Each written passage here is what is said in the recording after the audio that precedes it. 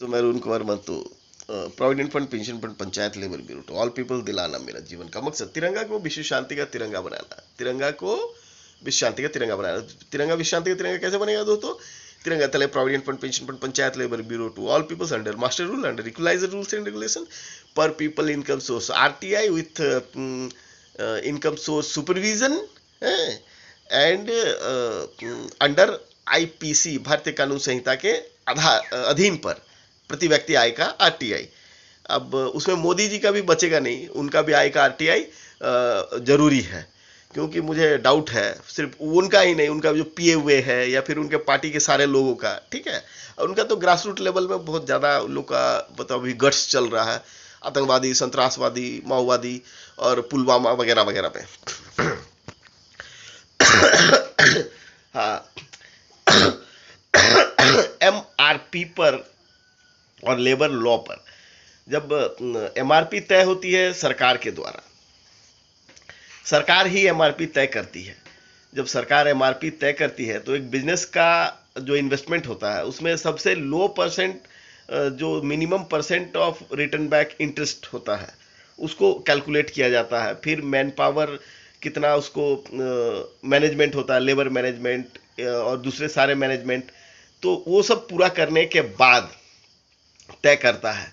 उसमें आप लोग को मालूम होना चाहिए, गवर्नमेंट चाहती है कि एक पर्टिकुलर निश्चित आकार में कंपनी डेवलप करे, लेकिन बिजनेसमैन लोग क्या चाहता है, एक साल में जितना पैसा लगाया उतना पैसा वापस होना चाहिए, 100% रिटर्न बैक।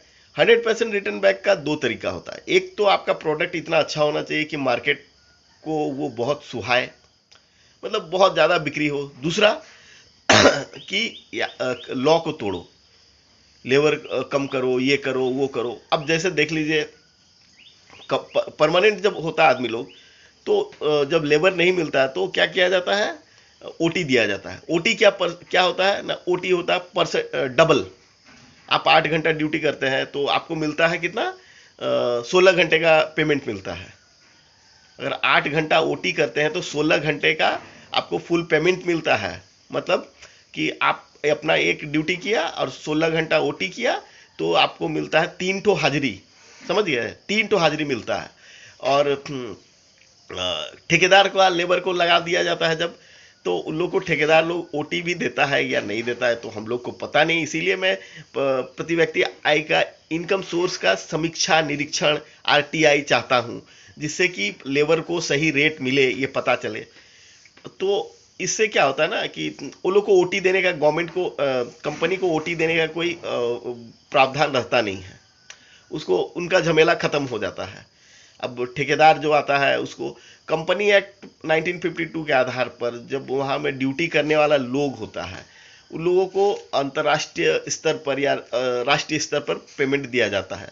लेकिन ठेकेदार लोगों का वहाँ क्या होता है कि उसका जो वर्क करने का जो 100% मैनेजमेंट होता है, गवर्नमेंट उस कंपनी उसमें से कुछ कटअप कर देती है पहले ही, और उन लोगों को राइट रेट नहीं दिया जाता। वही कंपनी है, जैसे चिप्स बनाने वाली कंपनी, उसका 5 रुपए का चिप्स में सब कुछ इंक्लूड है, वही कंपनी है, लेकिन वो उसको वो कॉन्ट्रैक्टर का लेबर को दे देता है, जिसके वजह से कॉन्ट्रैक्टर कुछ पैसा कमीशन खा लेता है अपना पेपर वर्क का। और बाकी लेबर लोग को मिलता है कि नहीं मिलता है पता नहीं। लेकिन कंपनी जब माल बेच रही है, ठीक है, कंपनी तो अपना जैसे लेन देन कर लेती है, कंपनी जब माल बेच रही है तो उसमें वो शो करती है कि वो लेबर किस ग्रेड का रख रही है। उसमें डायरेक्ट होगा, देख लीजिए जाके, कि परमानेंट लेबर होगा, उसको फुल पेमेंट मतलब वो करती है, शो करती है पेपर वर्क्स में। लेकिन मिलता क्या है लेबर लोगों को, बीच में जो कॉन्ट्रैक्टर्स होते हैं, पिटी कॉन्ट्रैक्टर्स होते हैं, वो लोग सब कुछ मार लेता है। बस जाओ 200 रुपया या 300 रुपया में ड्यूटी करो और जो करना कर लो। अब किसान लोग से वो लोग माल खरीदता है, उन किसान लोगों का जो लेबर होता है उन लोगों का कोई गिनती रहता है नहीं। लो जाओ खाओ पियो और बस, उससे ज़्यादा कुछ कर नहीं सकता है, गवर्नमेंट देने के लिए तैयार नहीं है। अब समानता का अधिकार के आधार पर अगर गांव के लोगों के पास पैसे हो तो वो लोग भी डेली अपने बच्चों को चिप्स बिस्किट्स खिलाएगा। चिप्स बिस्किट से ऊपर उठकर के भी वो लोग मतलब हाई क्लास, हाई क्वालिटी का जो प्रोडक्ट्स मिलता है। तो ये है रूरल इकोनॉमिक्स, रूरल डेवलपमेंट्स। समानता के अधिकार के आधार पर। वोट हम लोग को एक देना है, हाँ? एक वोट बराबर समानता के अधिकार के अनुपात पर रेट सबको अपने ग्रेड के अनुसार मिलना चाहिए, ठीक है।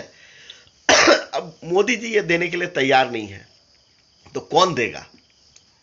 या तो सुप्रीम कोर्ट, जनहित याचिका और क्या बोलते हैं सिविल राइट्स, जनहित याचिका, और दूसरे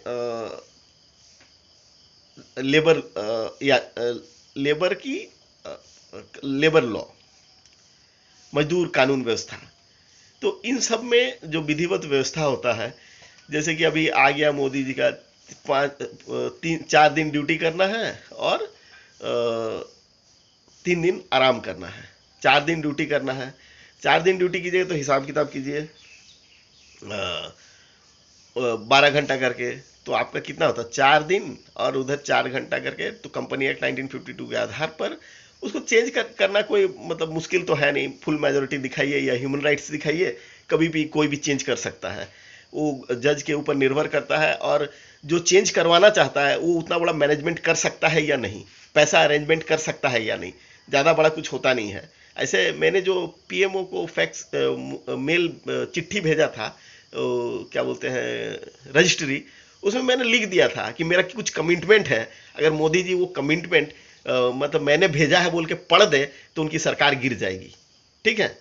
अब उतना तो मेरा अपना है नहीं। अब देख लीजिए क्या बोलते जो, तो उसमें 8 दिन हम लोगों का 4 दिन 8 दिन का ड्यूटी होता है। 3 दिन छुट्टी में गया, कोई बात नहीं, हाँ। फिर बचा 1 दिन, तो कितना हुआ 5 दिन। 5 दिन का जो चौथा दिन का जो हम लोग का ओटी है वो 1 दिन का पेमेंट हो जाएगा। तो कितना हो गया 4 और 1 5, 3 दिन तो छुट्टी में गया, ठीक है। अब 3 दिन छुट्टी में गया तो 3 दिन करेगा क्या, उसको छोड़िए। 1 हफ्ता में आपका कितना पेमेंट मिलता था 6 दिन का, अब कितना मिलेगा 5 दिन का।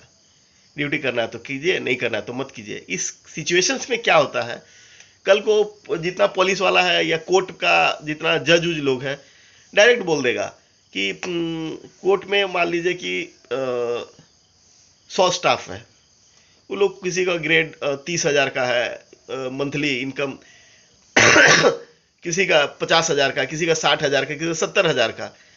कल को मोदी जी बोल देंगे कि अरे सब कोई कोर्ट में 15-15 हजार रुपये करके कॉन्ट्रेक्चुअल बेस में ड्यूटी करो, ठीक है। 5 दिन ड्यूटी करना वगैरह वगैरह जो भी है, टाइमिंग उसका घंटे वंटे का, ठीक है। और क्या बोलते हैं 100 आदमी के जगह में हम लोग 150 आदमी देंगे, सबका पेट भरेगा। किसी का पेट कट रहा है, स्टैंडर्ड लॉ का जो इंडियन लॉ एंड ऑर्डर्स का जो स्टैंडर्ड कैटेगरी है, जो इंटरनेशनल लेवल पर जिसका लोहा माना जाता है, वो नष्ट हो रहा है। अब सोच लीजिए कि जैसे हमारे यहाँ में थाना में 100 स्टाफ है, जैसीपुर में जो जहाँ पे भी 100 स्टाफ है, किसी का 30,000 पेमेंट है, किसी का 35,000 पेमेंट है, किसी का 40,000 पेमेंट है, किसी का 45,000 पेमेंट है, ठीक है। किसी का 45,000 पेमेंट है। तो इन दिस सिचुएशन में क्या होगा, अरे सबको रिटायर्ड कर दो, सबको जोर जबरदस्ती बैठा दो, है। और अरे आओ आओ सबको 10,000 12,000 करके तुम लोग लो, कितना 100 जन है, तुम लोग 150 जन वहां ड्यूटी करो, ठीक है। तो स्टैंडर्ड कैटेगरी जो है घटते जा रहा है, इंडिया का स्टैंडर्ड कैटेगरी। अब जैसे कि देख लीजिए, पहले 6 दिन का पेमेंट मिलता था, अब नया वाला लेबर लॉ के आधार पर 5 दिन का मिलेगा। मैंने वीडियो में देखा, उसी हिसाब से मैंने कैलकुलेशंस किया, और उस चीज़ पर मैं इस कैलकुलेशंस पर निकल रहा हूँ कि आने वाले टाइम पर खाओ पियो पेट भरो और ज़्यादा उड़ने का कोशिश मत करो, या फिर ज़्यादा उछलने का कोशिश मत करो। घूमो फिरो, एक तो बाइक खरीदो, और एक तो रिटायरमेंट होने तक एक तो घर बना लो। ये सब जैसे होता है ना, समाजवाद का पूरा नियम को लगाने में लगा हुआ है। वो समाजवाद का नियम में जो स्टैंडर्ड क्वालिटी, जैसे होता है कि घोड़ा गधा, घोड़ा को भी 10 टो रोटी दे दिया, गधा को भी 10 टो रोटी दे दिया, ठीक है। गधा 10 टो रोटी खा गया, पहलवान बन गया। लेकिन घोड़ा का खुराकी है 20 टो रोटी, तो 20 रोटी उसका खुराकी है, तो उसका तो होगा नहीं। उसका क्वालिटी स्टैंडर्ड के आधार पर, अब जैसे कि कोई जज है और कोई क्या बोलते हैं उनका ये असिस्टेंट है, या फिर उनका सिक्योरिटी है, तो उन लोगों को 15,000 20,000 करके ले लो, बस ज़्यादा हमें कुछ बोलने का नहीं, ड्यूटी करना है तो करो, नहीं तो चलता बनो। ये मोनोपोली देश की कानून व्यवस्था का जो मूल सूत्र है, ह्यूमन राइट्स को, सिविल राइट्स को पूरी तरीके से तबाह कर देती है, बर्बाद कर देती है। जो स्टैंडर्ड क्वालिटी होता है उसको पूरी तरीके से नष्ट कर देती है। जय हिंद।